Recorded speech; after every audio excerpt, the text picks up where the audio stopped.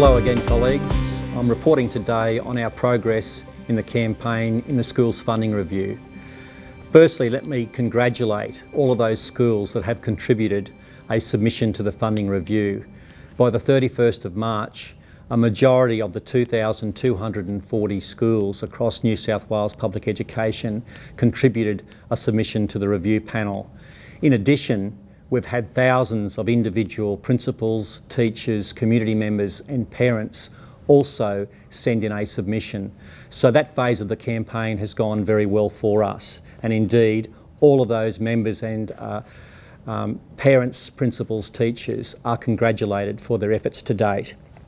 In addition to those submissions, of course, the Federation prepared one centrally that's available on our website, and you'll find a summary of our position in the final pages where we list our recommendations for what we believe should underpin a future funding system. So the scene is now set for the review panel to prepare its report and make its recommendations.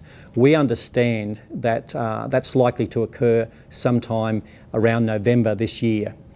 And I must acknowledge that there has been very positive media commentary on our campaign to date. One example, just one alone, was in the Australian on the 27th of April, when we read headlines like "Garrett to dump Howard model, axe to fall on schools funds deal."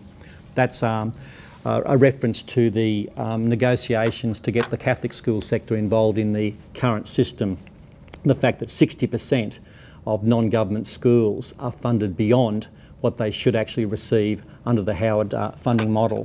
So the movement for change is growing, and to maintain this momentum, we're now urging you at the school level, with Public Education Day coming up on Thursday the 26th of May, we're asking that you integrate into your celebrations on the day a message about schools funding.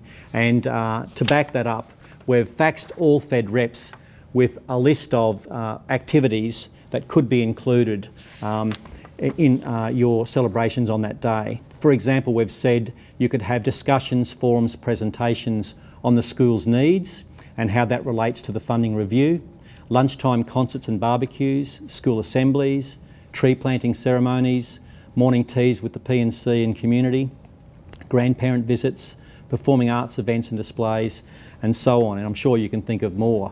Of course, crucially, we're urging you to maintain communication with your local, state and federal members of parliament, invite them to the school, have them understand the school's needs, have them understand the importance of achieving a new, fairer funding system through this review process. And we'll maintain that momentum through until the end of the year before we move into the next phase, the political lobbying phase, in the lead into the next federal election. It's going to be crucial for us that we have as many politicians as possible support the campaign for a new funding system, and we'll maintain that campaign in the lead into the next federal election.